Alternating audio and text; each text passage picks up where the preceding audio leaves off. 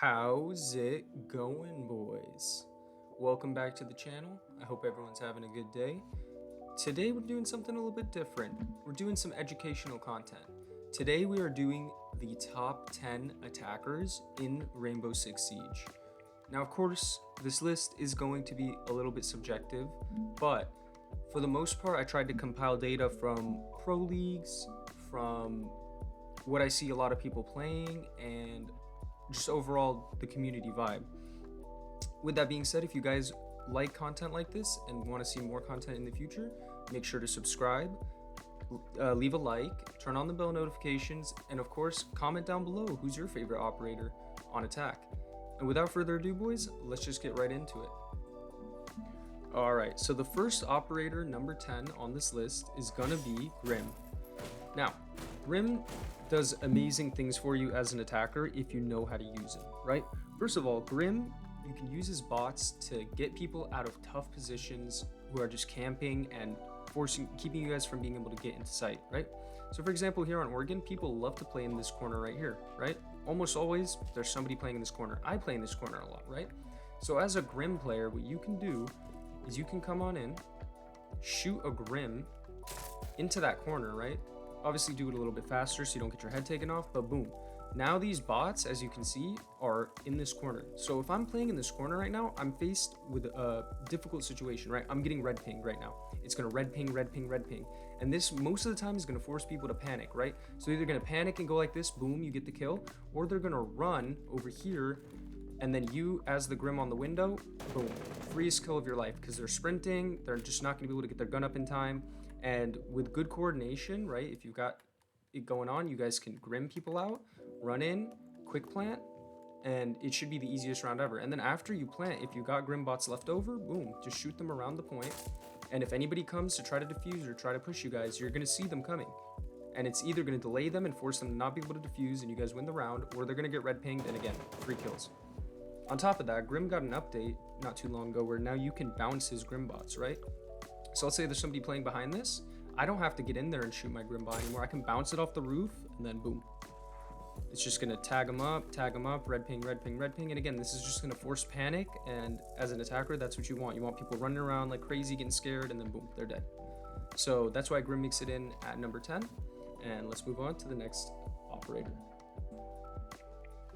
All right, next on the list is Capitao. Now, why do I like Capitao? First of all, he's just a jack of all trades operator, right? He comes with flames and he comes with smokes.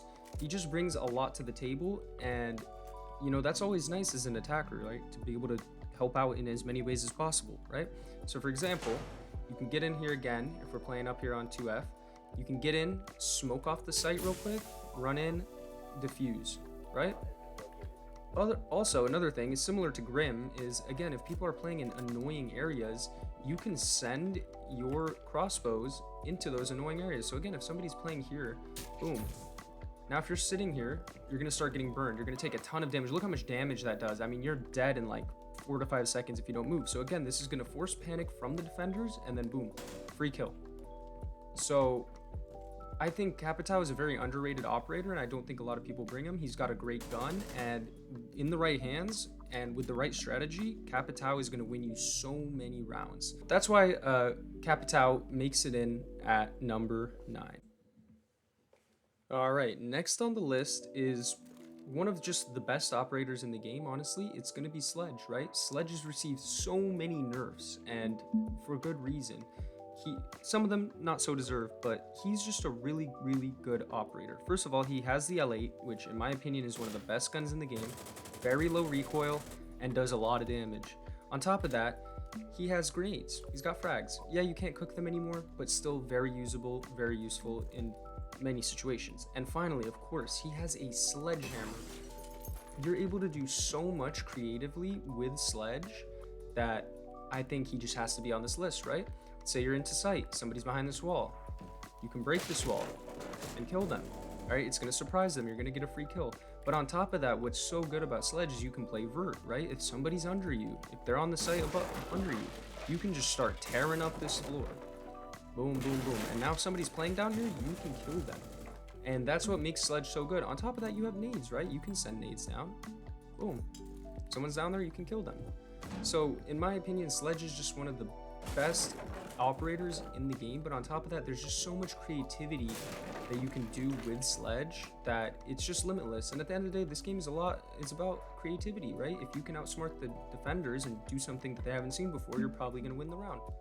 So that's why Sledge makes it in at number 7. Let's move on to the next operator.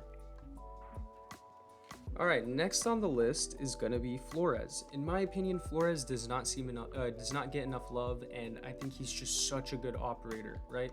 Let's say they're playing down here on the 1F point here on Oregon, right? Most of the time, they're gonna have some kind of wall electrified. They might have a deployable shield here.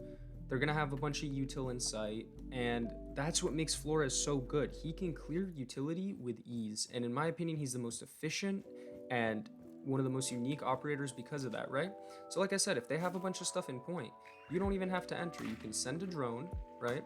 Let's say they castled off this wall. Boom, you send a drone, you blow up the castle. If there's a deployable shield there, you blow it up. If they have electrifying things behind the wall, if they have a bandit, if they have a cade, you can send it in, blow it up. On top of that, if they don't reinforce certain walls, you can send your drones and destroy walls like this. And it doesn't just destroy walls, it makes a relatively big hole, as you can see.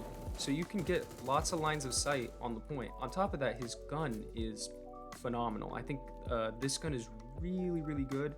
And I just don't see a lot of people playing Flores. And I think, you know, if you need something new, if you need to shake it up, I think Flores is a great one to use. And I think he's highly undervalued. And that's why he makes it in at number 7. So let's move on to the next attacker. Next on the list is going to be Nomad. Now, in my opinion, Nomad is one of the most amazing operators in Rainbow Six Siege, right? First of all, she has an ability that nobody else has. She has the ability to set up flank watch like never before. Essentially, let's say you guys have attacked up here now, you've cleared out this whole left side, you've cleared out kids. Somebody's going to run, somebody's going to go plant right there. As Nomad, you can set up flank watch. Boom. Put one here in attic, and then put one here in case anybody flanks around. Now, if somebody's planting right here, there is a 0 way that anybody can get into sight without getting hit by one of your air jabs, right? And this is so amazing because no other operator can do this, right? But also the air jabs make a very loud sound cue and they push defenders down.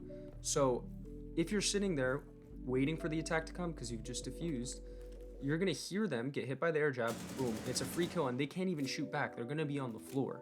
So if you use Nomad properly and set up flank watch in a way where they cannot get to the bomb site, it's almost always going to be a free win, and that is why she makes it in at number 6. Let's move on to the next operator. All right, coming in at number 5 is a fan favorite, and it's going to be Buck. Buck brings so much to the table, right? First of all, Buck allows you to play in very unique ways, right? First of all, you can bend the map to your will, right? If they're up here on 2F, you can come up. Instead of having to go through and come around this corner, you can break however you like, however you'd like to enter. And that changes so much about the game. On top of that, you can play vert, right? But not only can you play vert, but you can actually play from below as well. So if they're up in 2F, you can come down and put pressure on the defenders like this and get free kills. So Buck just allows for a very creative playstyle, and I think that's what makes Buck so good. He's got a great primary as well, and overall, you know, he, like I said, gives you a lot of creativity in terms of how you want to push the bomb site, and you can do things that no other operator can. You can break through walls quickly and easily and surprise a lot of defenders and, again, put a lot of pressure on them. And that's what you want. That's what you want out of a good attacker. You want to be able to put pressure on the defenders, force panic, and get free picks. And that's why Buck makes it in at number 5. Next on the list, coming in at number 4, is going to be Thatcher. And, you know, I know a lot of people, including myself, when we started playing this game, were like, Thatcher, like, what's so special about that? He just has EMPs. You can always bring EMPs with other operators. But there's a reason that Thatcher is banned in so many pro games, right? He has one of the most, if not the most desirable attacker ability in the game, and that's to get rid of electrified walls. And at the end of the day, if you can't get rid of electrified walls, you're not going to be able to get into sight efficiently, and you're going to be funneled into areas where the defenders want you to go, and you're just gonna get killed, right? So for example, let's say we're attacking here and they're on basement, right? They're probably gonna have this wall electrified. Well, from all the way back here, from the safety of cover, you can throw a Thatcher. And if you coordinate this right with other breachers, you're gonna get rid of the electrified, and then you're gonna be able to, if you have like an ace, for example, he's gonna be able to come in, throw his Selmas at the wall, and boom. Now you have a clear line of sight on the attackers. So in my opinion, Thatcher he's not underrated by any means, but he allows you to get into sight efficiently, quickly, and get the picks you need, drop the bomb, and win the round. And he also has a great kit. He has the L8 as well, which is, again, one of the best ARs in the game. And I mean, when it comes to getting rid of electrified stuff, it's always Thatcher. He is the one that you go with because he does the job the best. So that's why he comes in at number 4. And let's get on to the next attacker. All right, coming in at number 3 is gonna be Zero. Now, in my opinion, Zero is the best info op that you can bring on attack, right? Have you ever wanted to have 6 drones on attack? Well, guess what? Pick Zero. First of all, Zero has a great gun, right? This gun right here, he's the only one who has this gun, and in my opinion, it's one of the best guns in the game. Has very little recoil, and it's just good. I like to run the suppressor because, first of all, I just feel like it's pretty suiting for Zero, but also it's nice that they don't know where you're coming from, right? Now, in terms of his ability, I'm sure that not everybody knows how his ability works, right? So let's look at this reticle here in the middle of the screen. As you can see right now, if I were to shoot this Zero and I go onto the cam, I'm able to look around with it, but I'm not able to breach, right? Whereas if you see now the difference between the reticle, right? This right here is just telling me that I can shoot it and see in one direction. This is telling me that I can shoot it and see in multiple directions, right? Because there's an up and down arrow. So if I were to shoot the Zero and then go on the cam, right? I can look around as I could with the other one, but the cool part about it is I can breach through to the other side. On top of that, Zero brings even another more overpowered thing, and that's to be able to take care of defaults and other utility, right? So as you saw there, I could take out that default cam if I wanted to, but let's say we're coming up here, right? And let's say they have this wall reinforced or electrified, for example. Then I can go shoot my Zero up here, get onto the cam, breach it, and then if they have bandit batteries down here, boom, I can take out the bandit batteries, right? So Zero brings so much to the table on top of just the info that he brings. And also these cams, if you place them in the right spots, are pretty hard to see, and the majority of the time they're just gonna last the entire round, right?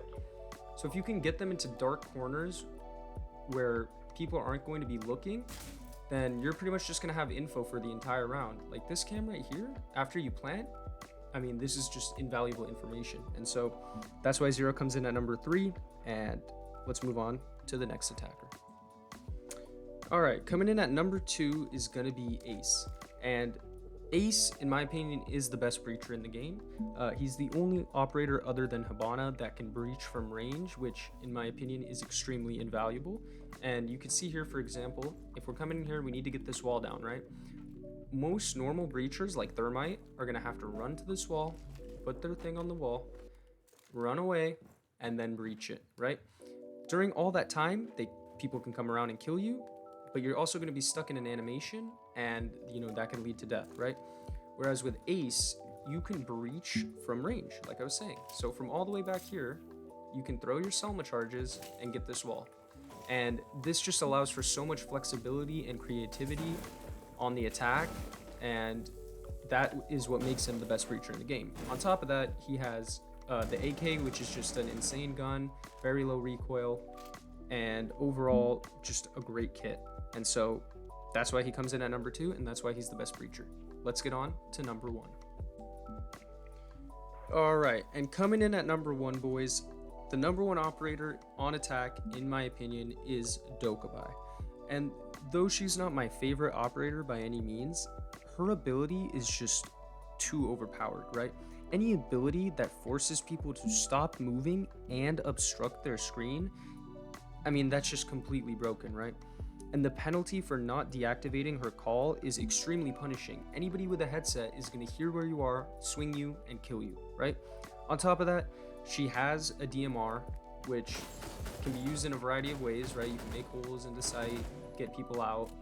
And, you know, if you put Dokkaebi in the right hands, she is super broken, right? If I'm sitting in this corner and Dokkaebi makes a call, I have to do this, right? I gotta sit here, pull out my phone, and hang up. And if not, anybody outside or anybody within a reasonable distance is going to be able to hear and be like, okay, there's somebody in this corner, they're gonna swing, and boom, you're dead. So that's why Dokkaebi comes in at number 1. Again, she's not my favorite operator by any means, but her ability is just too broken to not include on this list. And so that's why she makes it in at number 1. All right, boys, I hope you guys enjoyed the list. I hope you guys learned something from this video today. If you guys did, leave a like, subscribe, and comment down below something you learned and who's your favorite attacker. And if you guys enjoyed this content, I will also be bringing the top 10 defenders as well, so stay tuned for that. And that's about it, boys. Hope you guys have a good one. Peace.